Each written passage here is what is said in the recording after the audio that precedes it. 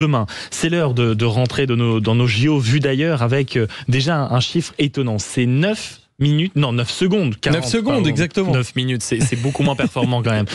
9 secondes 40 parce que pour la première fois dans l'histoire des Jeux Olympiques, tous les finalistes du 100 mètres ont couru en moins de 10 secondes. Mais la science a peut-être une explication, Joseph. Ah, effectivement, Maxime, je ne sais pas si vous avez pu voir cette photo finish absolument incroyable. Habituellement, on a par exemple eu l'habitude de voir Usain Bolt être largement en avance sur les autres, avoir un 8e qui est un peu plus en retard.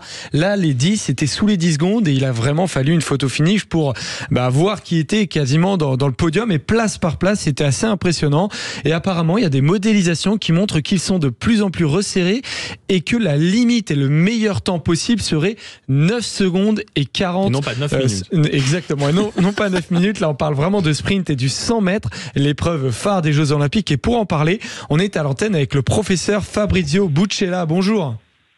Oui, bonjour. Merci beaucoup d'être avec nous. Vous êtes docteur en physique et professeur de mathématiques, de l'incertitude et de logique à l'Université libre de Bruxelles. C'est vraiment top de vous avoir parce que ça m'a quand même un peu étonné. 9,40. On rappelle que le record du monde d'Usain Bolt, c'est 9,68. Que Noah Lyles, l'Américain qui est champion olympique, est quand même encore assez loin. Mais voilà, 9 secondes et 40 centièmes. Pourquoi 9 secondes et 40 centièmes ?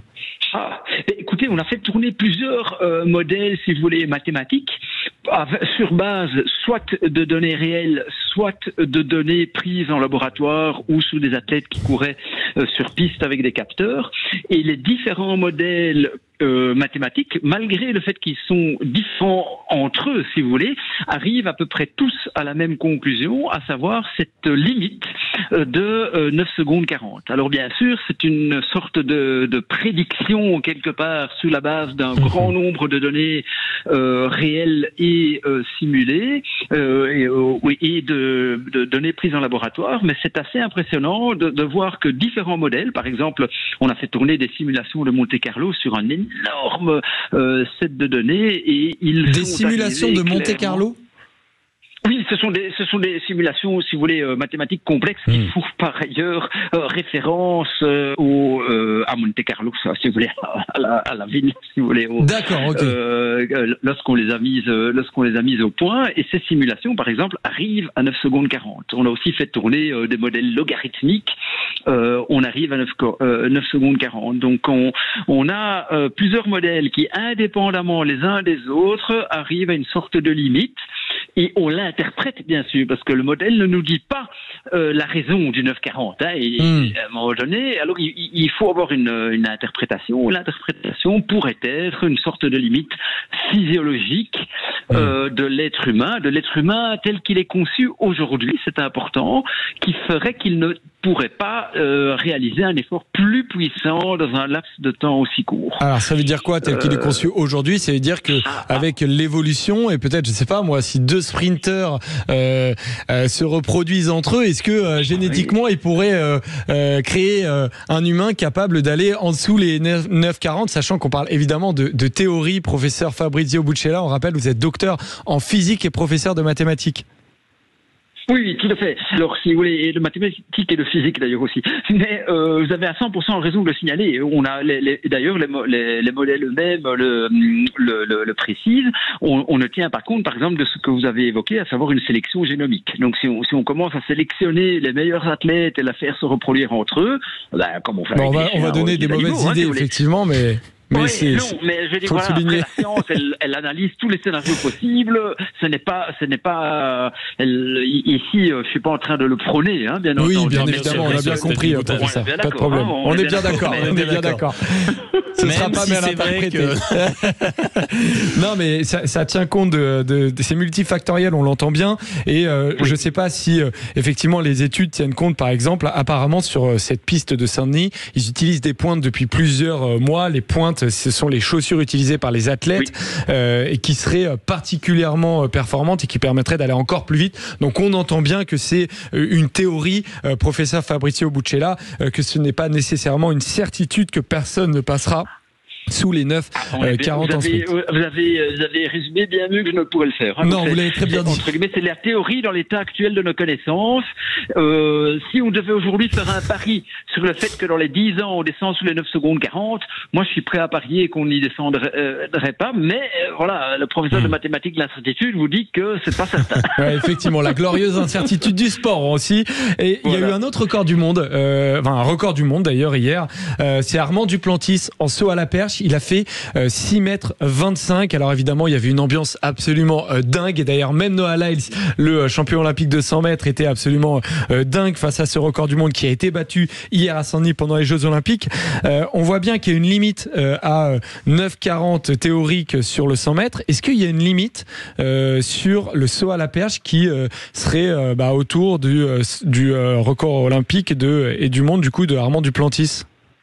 Oui. Alors là, par contre, ça c'est la théorie qui est en jeu. Donc là, ce sont plus des modèles, c'est la théorie, la physique la plus puissante.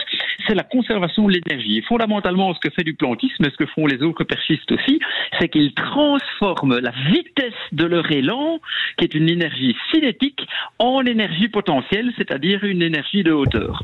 Et en fonction de la vitesse qu'ils arrivent à avoir, Duplantis hier, il avait on l'a flashé entre guillemets à 37 km/h lors de son record du monde. On oublie qu'effectivement c'est un peu des sprinteurs aussi les perchistes. Non, à 37 km/h avec une perche de 5,20 m sur l'épaule, faut y aller quand même. Hein. Donc effectivement avec cette vitesse-là, il n'y a pas photo, vous ne pouvez pas monter beaucoup plus haut que 5 mètres. Parce que dans ce cas-là, vous devriez créer de l'énergie. Et ça, la physique vous l'interdit. Alors vous allez me dire, mais il me manque encore 1 mètre. Alors le mètre qui vous manque, c'est le fait que l'athlète va se redresser lui-même au bout de la perche. Et ça, c'est son énergie musculaire à lui qui lui permet de gagner ce dernier mètre qu'on appelle le mètre du centre de gravité de l'athlète. Et donc, on est, par rapport à la vitesse que les perchistes peuvent avoir avant de caler la perche dans le blocage, là, eh bien, on arrive petit à petit au bout. Hein. D'ailleurs, je pense que Duplantis a évoqué le fait qu'il pourrait monter à 6,30, mais il n'a pas dit qu'il pourrait monter à 7 mètres. Donc, il faudrait courir beaucoup plus vite. Ouais, ça va être un grand défi. En tout cas, on imagine bien qu'il y a par exemple aussi des coureurs de 100 mètres. S'ils veulent des nouveaux défis, peut-être qu'ils pourraient se mettre à la perche, professeur Fabrizio Buccella. Oui, alors il faut faire attention parce qu'il faut avoir un rapport poids-puissance efficace. Et j'ai plus en tête les tableaux de combien pèsent les coureurs de 100 mètres parce que en vérité, ce dernier moment où l'athlète se redresse sur sa propre perche est un moment relativement impressionnant et relativement difficile à réaliser. Et là, il ne faut pas que l'athlète soit trop lourd non plus. Ouais, donc, il casserait quelques perches, effectivement, les sprinteurs. Pardon, excusez-moi. Il casserait quelques perches, je veux dire, les sprinteurs. Casser quelques perches. C'est un peu ou d'ailleurs, hier, on a vu, il me semble que c'était le 3e qui à un moment donné, a fait un essai où il n'a pas été bien loin parce qu'il avait sélectionné une perche dure et il n'avait pas suffisamment de vitesse pour réussir à la tordre et à la plier. Hein. Ouais, ça, c'était de nouveau la physique. Alors, on entend tous les rapports entre le sport et la physique. Professeur Fabrizio Buccella, on le rappelle, vous êtes docteur en physique. C'est intéressant. Est-ce qu'il y a des sportifs de temps en temps qui peuvent vous appeler pour essayer d'avoir des modélisations, pour savoir comment aller plus vite? Est-ce que c'est possible? Est-ce qu'il y a des frontières qui existent et des échanges entre le monde de la physique et le monde du sport professionnel? Oui, alors il y a énormément d'échanges qui se font et je dirais et de plus en plus, sachant bien sûr que ça reste entre guillemets un soutien vraiment de 2e ou de 3e ligne parce que avant cela il y a toute la discipline, l'entraînement du sportif et bien sûr aussi si vous voulez l'entraînement mental et psychologique. Mais par exemple, pour revenir aux 100 mètres, un des modèles a mis en évidence que ce qui est important pour essayer de gagner encore quelques secondes sur le 100 mètres, ce n'est pas tellement d'augmenter le nombre de foulées, mais c'est la puissance qui est réalisée à chaque foulée. Et donc ça, on peut augmenter la puissance par foulée avec des entraînements spécifiques et les athlètes le font. En fait, en vérité, les athlètes le font et donc vous voyez qu'il y a une percolation très très grande entre le milieu scientifique et le milieu de sportifs de très très haut niveau qui ont besoin de ces informations-là et qui prennent la peine de les prendre. Eh bien, merci beaucoup, professeur Fabrizio Buccella. On le rappelle, vous êtes docteur en physique et professeur de mathématiques de l'incertitude et de logique de l'Université libre de Bruxelles.